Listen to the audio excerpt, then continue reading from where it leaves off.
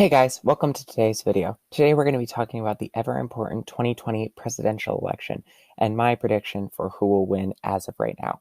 Now, I plan on doing 4 of these videos. Of course, this one after the conventions, one after the presidential debates, and one either the day before or the week of the presidential election. So now, of course, we now know that the presumptive nominee of the Democratic Party is former Vice President Joe Biden, whereas the Republican nominee is Donald Trump. And I just want to go through a few things that I think are important to think about before we start talking about the overall picture of this campaign, who's likely to win.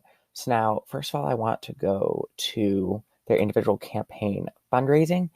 And as we can see here, in April alone, Joe Biden is far ahead of Donald Trump, raising $43 million in April compared to Donald Trump's $16 million. He also outspent Donald Trump by about $5 million.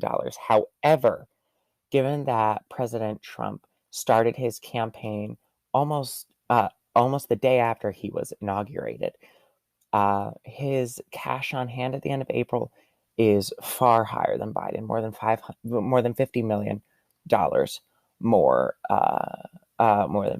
than Biden. Now, individual contributions to Joe Biden, of course, are a lot larger than President Trump, as well as small and large dollar donations. So the point being that in April, Biden's fundraising numbers far outweighed Donald Trump's. Now, however, if we look at the overall picture of this campaign, we can still see that Joe Biden is relatively far behind Hillary Clinton and Barack Obama at this point in their respective elections. And as I said earlier, he's still far behind Donald Trump. However, there is still a lot to say for Joe Biden in that we already know that his is the most stable lead of a candidate in a general election. Particularly in the past week, he has seen a surge in his overall support, according to the aggregate polling data from Real Clear Politics. He started out the week at about 5% up on average against Donald Trump, to now where he is 7.2% up, according to an aggregate of polls. This is the highest he's been up since pretty much he announced his campaign. This is easily the best week that he's had, and he has not been this far ahead of Donald Trump since before the Iowa caucuses, where he notoriously fell far behind competing candidates Pete Buttigieg and Bernie Sanders. So now there are a few states that I just want to get out of the way before we start talking about swing states. So now first, let's go with these states that we know are pretty safe Biden. The normal way that I would start this sort of map is by going off of 2016. And that's because I do happen to believe that Biden will outperform Hillary Clinton's showing in the 2016 presidential election. What we do know from 2016 and the autopsy, if you will, of Hillary Clinton's 2016 campaign is that a large portion of why the Democrats were unable to take the White House was due to low turnout amongst minority populations such as African Americans and Latinos that power the Democratic base. So what I'm saying is that I'm taking Hillary Clinton 2016 as sort of a base from where to go off of. Arguably, Hillary Clinton did better in Virginia than she may have had she not picked Virginia Senator Tim Kaine as her running mate. And so we still don't know who Biden's running mate will be. So it is hard to determine how their home state advantage will benefit the Biden campaign. So let's start off with states that we know are safely Democrat. That includes California, Oregon, Washington, Hawaii, Illinois, Maryland, DC, Delaware, Biden's home state, New Jersey, Connecticut, Rhode Island, Massachusetts, Vermont, Maine at large. One sec. Maine at large. New York.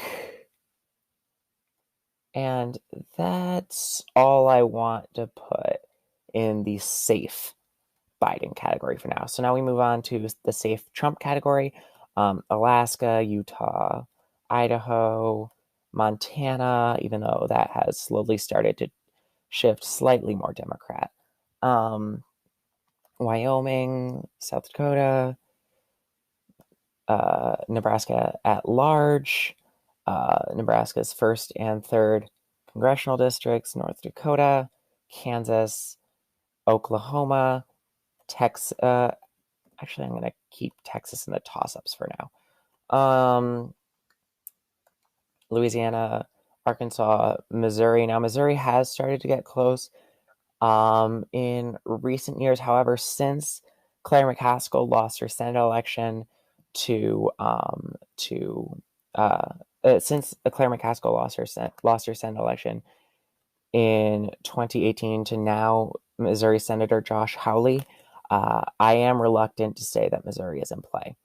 All right, so now we move to Mississippi, Alabama, Tennessee, Kentucky.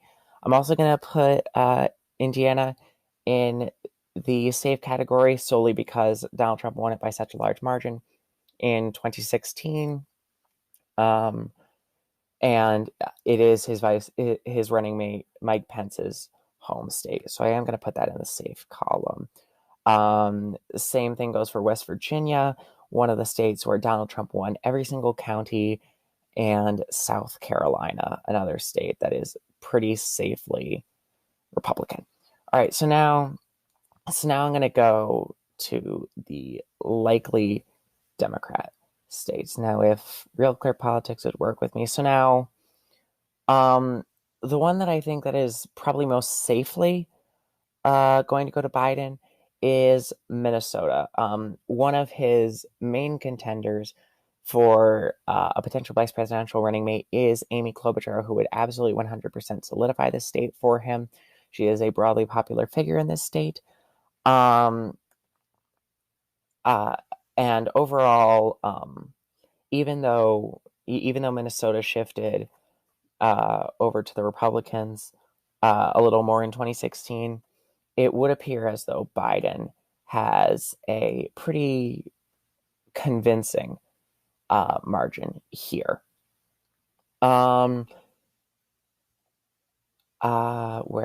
else? I would say similar deal in Virginia. Virginia used to be an incredibly Republican state.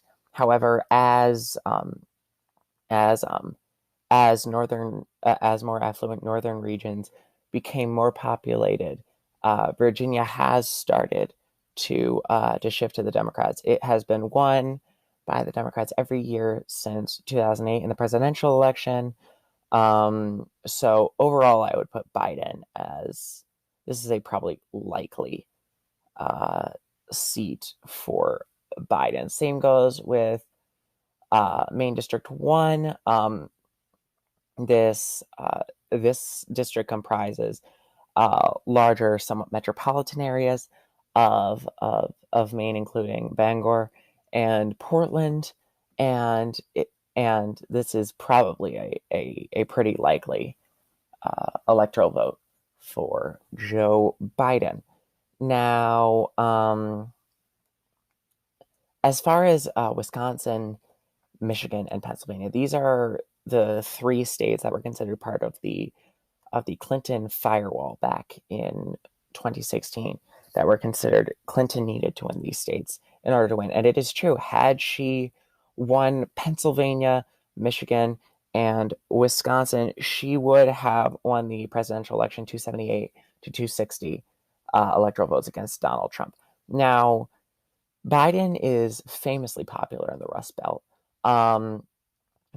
Particularly around Pennsylvania. He represented their neighboring state of Delaware in the Senate. He is considered a broadly liked figure here. Now, I don't know if I'm willing to say, however, that Pennsylvania is a likely Biden state. As you can see, Biden's only up 4% here. A recent poll from CNBC and Change Research put Biden actually 4 points down against Trump. So I'm not going to put this in the likely category. I will, however, put New Hampshire in the likely category. It was the state that Hillary Clinton won by the smallest margin in 2016. However, it does appear as though Hillary Clinton, as though Joe Biden is going to take this. And I think that ultimately, outside of Nevada and New Mexico, where growth in the Latino population there has caused a groundswell of Democratic support, I think that probably comprises all of the likely Democrat states. Now, as far as the likely Republican states, as of right now, it looks like that is going to be mainly Iowa and Georgia. Now, if we check out Iowa is a state that President Trump won by a very lopsided margin back in 2016 against Hillary Clinton, and it was one of the largest partisan shifts in a state from 2012 to 2016. And it looks as though Trump is set up to win here again, and by a decent, albeit small but still decent margin. So it would look as though President Trump is going to carry the state of Iowa. Similar deal goes for Georgia. If Biden chooses Stacey Abrams as his vice presidential running mate, this could put the state more into play. However, as of right now, it still looks as though Trump is going to carry much of the Deep South. Now, that moves us on to lean Democrat. I would put Colorado in this category. Let's check out the polls in Colorado.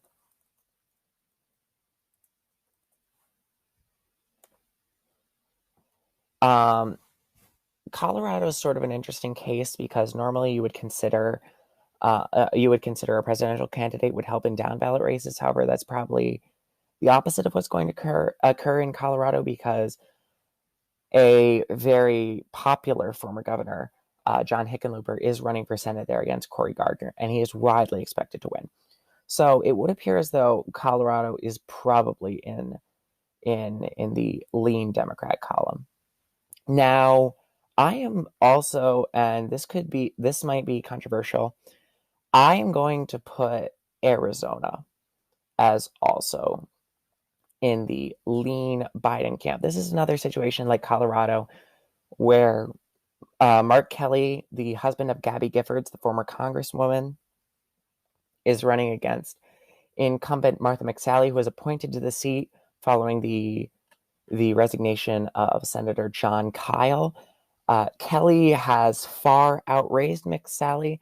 Actually, at one point, Kelly had more money in his Arizona Senate campaign bank account than did Biden in his presidential campaign bank account. As you can see up here, from 2012 to 2016, there was a 5.6% partisan shift in favor of the Democrats. And with Joe Biden's newfound fundraising advantage, it does look as though Arizona is a prime pickup state. So outside of that, I do want to talk about Wisconsin in particular, because a recent poll showed Joe Biden ahead of Donald Trump in a key Republican stronghold of her votes, which is people over the age of 60. So now, if we look in the polls, however, it kind of shows a different story of Wisconsin, which is that it's still rather close.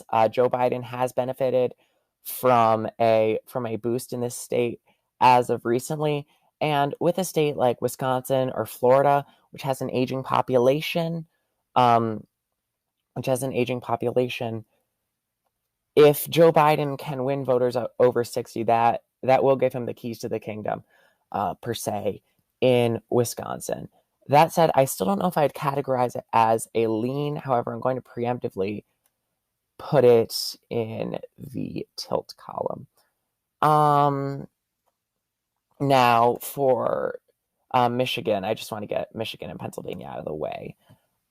Real quick, one of the core tenets of Bernie Sanders' argument in the Democratic primaries that he was more electable than Joe Biden was that in the Democratic primaries in 2016, Bernie Sanders won both Michigan and Wisconsin. He was more popular with Democrats in those two states than Hillary Clinton was, and Hillary Clinton went on to lose both of those states. Now, that is a good argument. However, he did lose in Pennsylvania, and without Pennsylvania, had he only won Wisconsin and Michigan in 2016, had the Democrats only held on to Wisconsin and Michigan in 2016, the Democrats still would have lost with only 258 electoral college votes. Now, the good thing for Biden is that he did win both Wisconsin and Michigan, and in Michigan in particular, he won every single county in Michigan, even while Bernie Sanders was still contesting the primaries. A little bit of a different story in Wisconsin, where Bernie had already dropped out. So now in Michigan, we're seeing a pretty decently sized lead for Joe Biden, particularly with Joe Biden's hard hat industrial appeal in a place like Michigan, which has been ravaged by automation. And their economy has been, to a certain extent, left behind. Biden appeals to those sort of blue-collar union workers in a way that can combat Trump's appeal on that. He also appeals to African American voters in a way that Donald Trump does not. And if Biden is able to get a very high turnout from both of those groups, he should be able to win Michigan, particularly with a lead that we currently appear to see. That said, Michigan has still seen a very large shift in recent years, going from 16.5% lead for the Democrats in 2008 to a 0.3% lead for the Republicans in 2016. So I'm going to preemptively put that in the lean column again. It's still by no means a sure bet. However, there is something to be said for Joe Biden's appeal to demographics that make up a very large portion of the population in Michigan. Now that brings us to Pennsylvania. If Biden can carry Pennsylvania, he wins the election 289. He wins the election with 289 electoral votes, according to my current map. Now, if Real Clear Politics would just work with me for a quick second. All right, so now, as you know, we were talking about this earlier. Pennsylvania looks like a state that Joe Biden has a good chance of picking up. That said, much like Michigan, it has seen a pretty large partisan shift from Democrat to Republican, going from 10.3% for Barack Obama in 2008 to 0.7% for Trump in 2016. Now, Biden currently holds a 4% lead in aggregate polling, and he wins more often and by larger margins than Donald Trump. With that said, Pennsylvania is another state with an aging population, and if Biden can pick up a greater percentage of those votes in Pennsylvania, he should be able to win this election. In Pennsylvania. So, as of today, and I can't speak for October surprises or anything else that may happen further down, I would put Pennsylvania in the lean Democrat column. Now, Biden's lead in these, I think, so far will be quite fragile. It will be very slim. However, I do think that if the election was held today, as of right now, he would probably take them. So that's enough for Joe Biden. He can win with that. Now, now to say a few things for Trump, he will more than likely carry Nebraska's District 2, comprising Omaha and its suburbs. In the past, President Obama won this, but it does look like it has solidified itself as Republican. Same deal with Maine's 2nd Congressional District, which will probably go to Trump. It went to Trump in 2016. Further than that, North Carolina is another interesting election. For the first time in a little while, Biden is back up in aggregate polling, according to Real Clear Politics. In North Carolina, however, North Carolina has been trending more and more Republican. So as of right now, I would say that Trump will probably take this state, albeit by a very small margin. It's also got a very interesting Senate race going on between Cal Cunningham and Tom Tillis, where the result of that election could be different than what I predict here. Cal Cunningham does have something of a fundraising advantage. He may very well beat Tom Tillis in the state. As far as Florida, it is now Donald Trump's home state. And that's where he filed his statement of candidacy. As of right now, Biden appears to be ahead here. If Biden's going to win the state, he's going to need a very large turnout amongst Latino voters, particularly in southern counties like Miami-Dade and Broward. That said, in 2018, both Andrew Gillum and Bill Nelson, the incumbent Democratic senator from Florida, and Andrew Gillum, the mayor of Tallahassee, who ran for governor, they both lost in Florida. So Florida is a really tricky state. It always has been, and it is very hard to poll.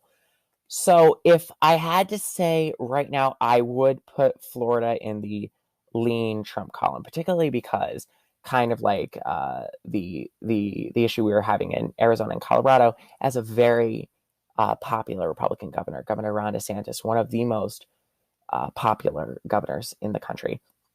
I've left the two that I think are the most interesting for last, Ohio and Texas. Texas is a state where Biden does in fact have a legitimate chance at taking it. In 2018, Beto O'Rourke ran a very well-publicized Senate campaign where he very nearly defeated incumbent Republican Senator Ted Cruz. And slowly Texas has started to move a little bit further in the Democrats' column. Mitt Romney showed up consolidated support a little bit here in 2012. However, Donald Trump fell below even John McCain numbers in 2016. And with a growing Latino population, there is something to be said for Joe Biden in Texas. However, I do believe that this will lean Republican. It's going to be a similar deal in Ohio. Ohio is another one of those states where Biden is going to have to appeal to blue-collar union workers, a group where he has somewhat lost his touch. As of right now, not many polls have been taken. Most of them do, however, show Biden up.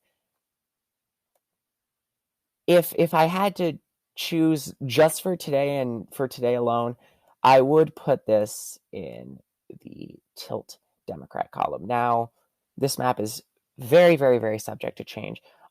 In these 4 states, which will decide the balance of this election, whether or not Biden can win entirely depends on whether or not he performs well in this sector. My prediction puts these states as very, very close. Biden will need to sweep them all if he's going to be president. But yeah, so that is my official 2020 presidential election as of today, June 5th. I put Biden at 307 to Trump 231. And that is the end of this video. Thank you guys so much for watching.